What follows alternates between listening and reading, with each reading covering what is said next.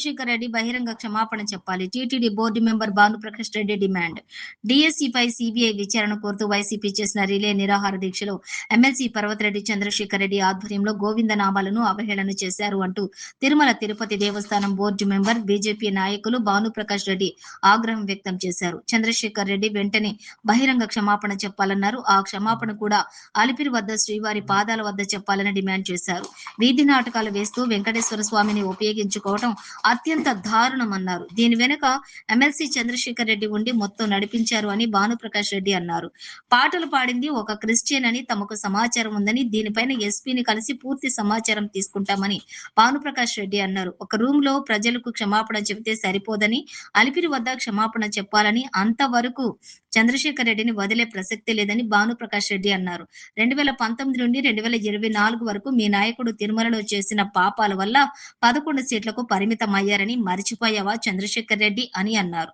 చంద్రశేఖర్ రెడ్డి చేసింది ముమ్మాటికి తప్పేనని, ఎట్టి పరిస్థితుల్లో ఆయనని వదిలిపెట్టే ప్రసక్తే లేదని, శ్రీవారి పాదాల వద్ద ప్రజలకు క్షమాపణ చెప్పాలని ఈ సందర్భంగా టీటీడీ బోర్డు మెంబర్, బీజేపీ నాయకులు భానుప్రకాష్ రెడ్డి డిమాండ్ చేశారు.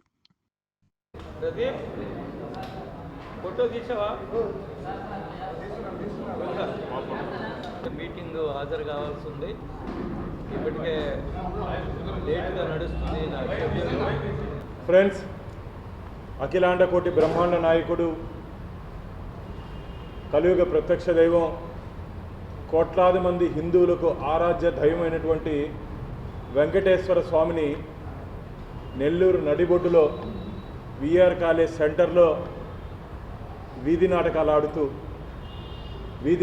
ఆడుతూ ఎమ్మెల్సీగా ప్రజాప్రతినిధిగా ఉంటూ చంద్రశేఖర్ గారు చేసినటువంటి వెక్కిరి చేష్టలు, గోవిందనామాన్ని తీసుకొని వచ్చి మీ ధర్నాలు ఎందుకయ్యా పాడతారు?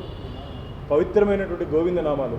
నీకు ధైర్యము దమ్ము ఉంటే నీ పక్కన క్రిస్టియను ఉన్నాడు, నీ పక్కన ముస్లిమ్స్ ఉన్నారు, వాళ్ళ దేవుడి గురించి మాట్లాడే ధైర్యం ఉందా? వాళ్ళ దేవుడి గురించి పాటలు అవహేళనగా మాట్లాడే ధైర్యం ఉందా నీకు? వెంకటేశ్వర స్వామిని తీసుకొని వచ్చి మాట్లాడిస్తావా?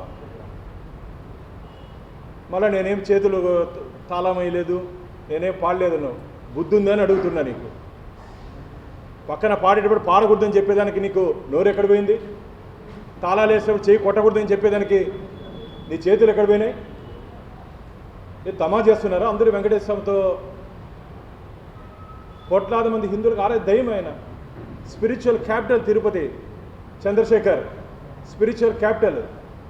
ఒళ్ళు జాగ్రత్తగా పెట్టుకో. నోరుంది కదా అని చెప్పి పక్కన వాళ్ళ దగ్గర పాడించి, మాకున్నటువంటి అనుమానం అసలు పాడించిన వాడు చంద్రశేఖర్ అయితే పాడింది క్రిస్టియన్ అని చెప్తున్నారు.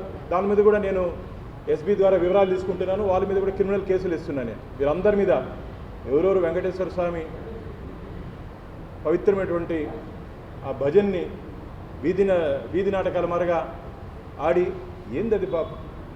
ఎస్, ప్రజాస్వామ్యంలో ధర్నాలు చేసుకునేదానికి స్వేచ్ఛ ఉంది, ప్రజాస్వామ్య పద్ధతిలో చేసుకో. డర్టీ పాలిటిక్స్ చేస్తావు నువ్వు.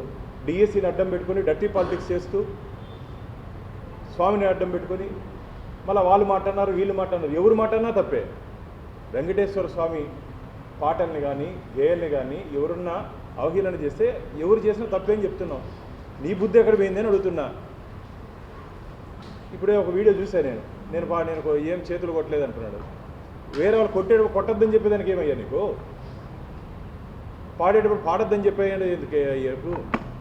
నీ విద్యా సంస్థల్లో పనిచేసే వ్యక్తులే దీని వెనకాల ఉన్నారని చెప్పి మాకు ఇన్ఫర్మేషన్ ఉంది. ఖచ్చితంగా పూర్తి వివరాలు తీసుకున్న తర్వాత వీళ్ళందరి మీద క్రిమినల్ ప్రొసీడింగ్స్కి వస్తున్నాం. వీళ్ళందరి మీద ఎవరిని వదిలిపెట్టే ప్రసక్తే లేదు. క్షమాపణ నువ్వు టీవీల ముందు ఏది నీ వైసీపీ బ్యానర్ ముందు కాదు కావాల్సిందే నాకు. సమాజం ముందు స్వామివారి అలిపిరి దగ్గరకు వచ్చి బహిరంగ క్షమాపణ చెప్పాలి చంద్రశేఖర్ గారు. నీకు చిత్తశుద్ధి ఉంటే నిజంగా ఏదన్నాడు, ఎవరున్న మనసులు బాధపడి ఉంటాయి. ఎస్, బాధపడినాయి. ఇక్కడున్న వాళ్ళ మనసులతో పాటు కోట్లాది మంది గోవింద భక్తుల మనసులు బాధపడ్డాయి. నీకు చిత్తశుద్ధి ఉంటే అలిపిరి పాదాల దగ్గరికి వచ్చి స్వామివారి పాదాలు అక్కడ ఉంది, పాదాల మడప అక్కడ దండం పెట్టుకొని వచ్చి బహిరంగ క్షమాపణ చెప్పు. అంతవరకు నేను వదిలే ప్రసక్తే లేదు. ఇది ఒక ఫ్యాషన్ అయిపోయింది. స్వామిని అడ్డం పెట్టుకొని, దేవుణ్ణి అడ్డం పెట్టుకొని హిందూ మత విశ్వాసాల్ని కించపరిచే విధంగా, బాధపడే విధంగా, గాయపడే విధంగా డ్రామాలు ఆడతారు మీరు. వీధి నాటకాలు మీరు ఆడినారనే ప్రజల ఆగ్రహంతో పాటు భగవంతుడి ఆగ్రహం కారణంగా మీ నాయకుడికి ప్రతిపక్ష హోదా కూడా ఇవ్వలేదు. మిత్రులారా, గతంలో వెంకటేశ్వర స్వామి దగ్గర చేయకుండా తప్పుడు పనులన్నీ చేశారు వీళ్ళు. 2019 నుంచి 2024 వరకు స్వామివారి దగ్గర చేయకుండా తప్పులన్నీ చేసి, అందుకని ప్రజల ఆగ్రహంతో పాటు స్వామి ఆగ్రహం కారణంగా ఫ్యాన్ రెక్కలు ఇచ్చేశారు. ఆంధ్రప్రదేశ్ రాష్ట్ర ప్రజలు 11 స్థానాలకు పరిమితం చేశారు. మళ్ళా ఈరోజు డిఎస్సి మాట్లాడతారు. పేపర్ లీకా, లోకేష్ బాబు రాజీనామా చేయాలా? అసలు డిఎస్సిలో పేపర్ ఉంటుందయ్యా? డిఎస్సిలో సిబిటి కంప్యూటర్ బేస్డ్ టెస్ట్ ప్రకారం పరీక్ష నిర్వహిస్తారు. ఎవరికి ఇప్పుడు మనందరం ఉంటే నాకు వచ్చిన క్వశ్చన్ ఈయనకి రాదు, ఈయనకు వచ్చింది ఆయనకి రాదు, ఇక్కడ ఉండే వాళ్ళకి అందరికీ రాదు. అది తెలుసుకోకుండా ఏదో ఒకటి అలజడి సృష్టించాలి, ఆంధ్రప్రదేశ్ని వికసిత ఆంధ్రప్రదేశ్గా చేయాలని చెప్పి భారతీయ జనతా పార్టీ, మాధవ్ గారు, చంద్రబాబు నాయుడు గారు, పవన్ కళ్యాణ్ గారు ఆంధ్రప్రదేశ్ని వికసిత ఆంధ్రగా చేయాలని చెప్పి, ఆంధ్రప్రదేశ్ని అన్నపూర్ణ ప్రదేశ్గా చేయాలని చెప్పి మేము ముందుకు పోతా ఉంటే, మీ 5 సంవత్సరాల కాలంలో 2019 నుంచి 2024 వరకు ఏం చేశారు మీరు? అన్నపూర్ణ ప్రదేశ్గా ఉన్నట్టు ఆంధ్రప్రదేశ్ని అప్పుల ప్రదేశ్గా, అరాచక ప్రదేశ్గా, గంజాయి ప్రదేశ్గా, పూర్తిగా అంధకార ప్రదేశ్గా మార్చారు కదయ్యా మీరు. ఈరోజు మేము డిఎస్సితో గురువుల్ని, విద్యా బోధన చేస్తున్నటువంటి గురువుల్ని మద్యం షాపుల దగ్గర పెట్టి మీ పరిపాలనలో మీరు కదా? ఒకసారి రివైండ్ చేసుకోండి. టీచర్స్ని ఏ విధంగా ఇబ్బంది పెట్టారు, టీచర్స్ని ఏ విధంగా బాధ పెట్టారు, మీ అందరికీ గుర్తే ఉంటుంది. మద్యం దుకాణాల దగ్గర పెట్టినటువంటి ఘనత జగన్మోహన్ రెడ్డి, వైసీపీ పార్టీది, గొడ్డల పార్టీది.